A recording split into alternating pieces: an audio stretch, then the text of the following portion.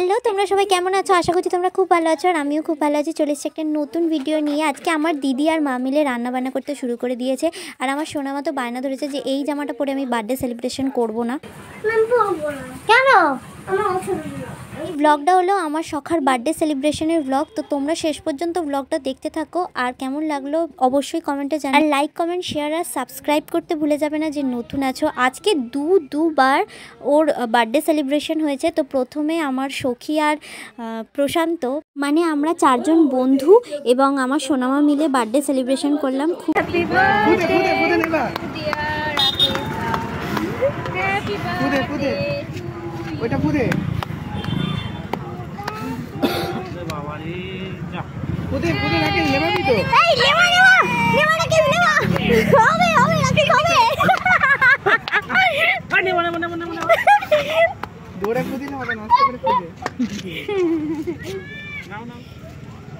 আমরা বন্ধুরা মিলে আমরা খুবই আনন্দ করলাম। জানোই তো, বন্ধুদের সাথে একটা আলাদাই ফিলিংস আসে। এবার তাড়াতাড়ি বাড়ি ফিরতে হবে। বাড়ি গিয়েও একটু ডেকোরেশন করব, একটু হালকা করে ডেকোরেশন করব, যেহেতু ওখানে আমার সখীদের সাথে দেখা করতে গিয়ে একটু দেরি হয়ে গিয়েছিল। তো হালকা করে আমি ডেকোরেশন করে তারপর সব কিছু শুরু করে দেবো। আর আমি ফিরে এসে দেখলাম আমার দিদি আর বোনেরা মিলে বেলুনগুলো ফুলিয়েই রেখেছিল, মানে অর্ধেক কাজ আমার কমিয়ে রেখেছিল।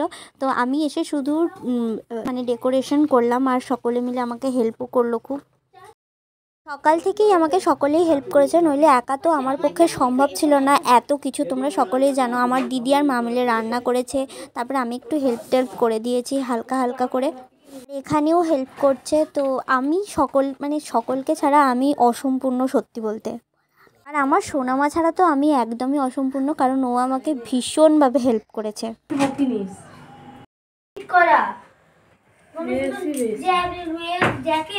ভাল লাগছে, ভালো হয়েছে, সুন্দর লাগছে। ছেড়ে দে ওকে, তুই ছেড়ে দে, থাক ওপরে থাক।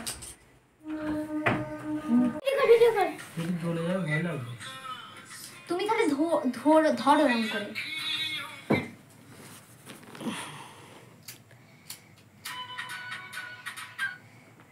ভিডিও কর রে। Happy birthday to you, happy birthday to you, happy birthday to you. বাজি পড়াচ্ছে, তুবড়ি বাজি পড়াচ্ছে। Happy birthday to you. তুই বললি কার বার্থডে সেটা তো বললি না। তাকেশ দা লাস্ট বলে দিয়েছি। আই তাতে মুখটা দিবি ধরবি না, ওর সব দিকে। চলো কেকটা কাটো। আমি আর সোনামা একটু ডান্স করে নিলাম, গান গেয়ে নিলাম। ভালো একটা গান বাজছে সেই জন্য।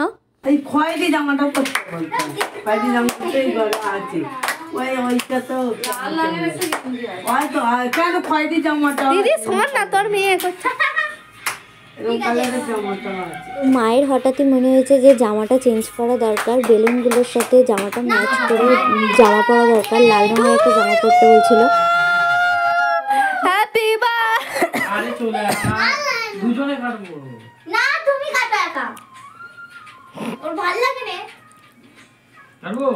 Happy birthday to you, happy birthday to you Rakesh da, happy birthday to you, happy birthday to you. বড় হয়ে গেছে, এটা ভালো লাগে। ছোটবেলায় কেক কাটিংয়ের জন্য মাথা খারাপ করে দিত। আরে এক জায়গা থেকে কেক কাটিং করেইছে, ওই জন্য আর ভালো লাগে না।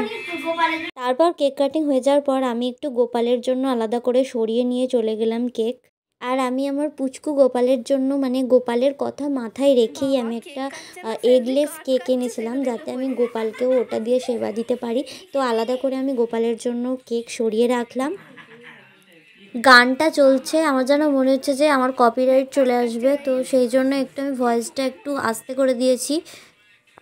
আর আমার শরীরটা সেদিন খুবই খারাপ লাগছিল, ওই জন্য যেন আমার কেকটা খেয়ে মনে হচ্ছিলো যে তেতো কেক, কিন্তু অ্যাকচুয়ালি ওটা তেতো ছিল না, আমার মুখটাই তেতো হয়েছিল। এমনিতে কেকটা খুব সুন্দর খেতে ছিল সত্যি।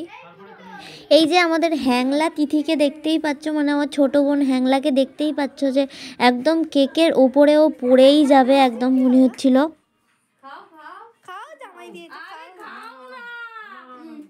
এই যে ওরা নিজেই কেটে খাওয়া খাওয়াই করে নিচ্ছে, আমি যে নেই ওদের কারোর মাথাতেই নেই যে আমি নেই। সত্যি দেখো আমি এখানে নেই, কিন্তু ওরা নিজেদের মধ্যে কত আনন্দ করছে। আমি জাস্ট জোকিং, সকলে একসাথেই ছিলাম, আমি জাস্ট একটু কাজের জন্য নিচে গিয়েছিলাম ওই কেকটা রাখতে, আমার গোপালের কেকটা রাখতে গিয়েছিলাম।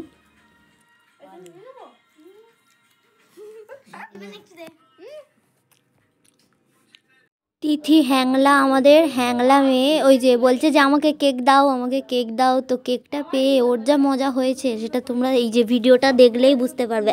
দেখতে পেয়েছো? এবার আমরা কেকটার মধ্যে সবাই মিলে হামলা করতে শুরু করে দিয়েছি। তো এই যে মোটামুটি সকলে মিলেই আমরা হামলা করতে শুরু করে দিয়েছি, কিন্তু এখনও পর্যন্ত আমি নেই, এই মাত্র আমি এন্ট্রি নিলাম। তো এন্ট্রি নেওয়ার পরেই আমার মা বলছে যে চলো আমি নিচে যাই একটু, আমার সিরিয়ালগুলো ফাঁকা হয়ে যাচ্ছে, আমি সিরিয়ালগুলো দেখতে পাচ্ছি না, আমাকে সিরিয়ালগুলো চালিয়ে দিবি চল। ব্যাস এবার অনেক হয়েছে, এবার আমাদের সেলফি তোলার পালা। তোমরা বুঝতেই পারছো যে সেলফি না তুললে মানে দিনটাই অপূর্ণ থেকে যাবে, এই দিনটাই আমাদের অপূর্ণ থেকে যাবে যদি না আমরা সেলফি তুলতে পারি। তো নাও এবার ফটো তোলাতুলির পালা চলছে। এই যে রিপর্ণা ওখান থেকে পেছন থেকে ক্যামেরার পেছন থেকে দেখিয়ে দিচ্ছে যে দেখো দেখো। ব্যাস এবার সেলফি তোলা হয়ে যেতে আমাদের পোজ দেওয়ার পালা চলছে, যে কে কীরকমভাবে পোজ দেবে। তো ও ওই কেকটা ধরবে, এই কেকটা ধরবে, যেহেতু আজকেই সেলিব্রেশন হয়েছে দুবার, তো সেই জন্য আমি আমার বাড়ির সেলিব্রেশনে আমি দুটো কেকই রেখেছি। বাইরে একটা সেলিব্রেশন হলো বন্ধুদের সাথে, আর একটা বাড়িতে, তো দুটো কেকই আমি রেখেছি সামনে। তো এবারে ওকে একটু পোজ দিতে বললাম যে এইভাবে পোজ দাও, নাও একটু পোজ দাও। হয় রান্না, রাকেশ দা রান্না করছে, রান্নার রেসিপি ধরে আছে।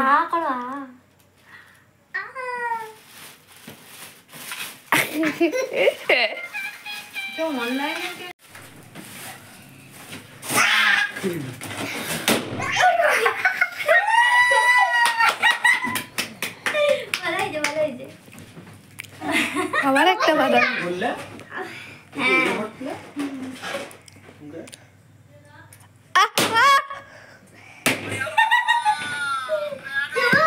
এই যে সকাল থেকে ফ্রিজে কেকটা রাখার জন্য এত শক্ত হয়ে গেছে যেন মনে হচ্ছে যে কাঠ কাটছে। তোমরা দেখেই বুঝতে পারছো যে কেকটা খুবই শক্ত হয়ে গেছে। তো সেই জন্য আমার দিদি কেটে উঠতে পারছে না নিজে একা একা। এই যে তো আমার দিদি কেকটা কেটে উঠতে পারছে না, সেই জন্য ওকে ইনস্ট্রাকশন দেওয়া হচ্ছে যে এইভাবে কাটছো কেন, মানে মিডিল দিয়ে কাটছো কেন, ধার দিয়ে কাটো। তো আমার দিদি বলছে এই তো মিডিল দিয়ে কেটে এবার এই করে দেবো। ওরা যা দেখাদেখি করছে দুজনে মিলে, আমার যেন মনে হচ্ছিলো দুজনে এবার ঝগড়া লেগে যাবে। সেই জন্য আমি পাশ দিয়ে ঝগড়াটাকে থামিয়ে বললাম আচ্ছা ঠিক আছে তুই যেরকমভাবে ইচ্ছে কাট। তো ঝগড়াটাকে আমি রুকে দিলাম ওখানে। দেখো ওরা দুজনে মিলে যখন তখন ঝগড়া লেগে যেতে পারে, সেটাকে রুকে দেওয়ার জন্য আমি বললাম ঠিক আছে এইভাবেই কাট, ভালোই হচ্ছে কাটা। কারণ ওরা যখন তখন দুজনে মিলে একটুখানি ব্যাপারেই ঝগড়া লেগে যায়। আসলে ওদের দুজনের মধ্যে খুবই বন্ধুত্বপূর্ণ সম্পর্ক, তো সব সময় এই যে ঝগড়া লেগে গেল, আবার দেখছি কখন আনন্দ করছে, মানে কী যে করে ওরা নিজেরাই জানে। তো আমার ভিডিওটা কিন্তু তোমাদের কেমন লাগলো তোমরা কিন্তু জানাতে একদম ভুলে যেও না, কমেন্ট করে প্লিজ জানিয়ে দিও যে কীরকম লাগলো। আর লাইক কমেন্ট শেয়ার করে দেবে। আরও একবার বলে দিচ্ছি যে যারা নতুন এসেছো আমার চ্যানেলে তারা কিন্তু সাবস্ক্রাইব করতে ভুলে যাবে না। টাটা বাই বাই, দেখা হচ্ছে পরের ভিডিওয়।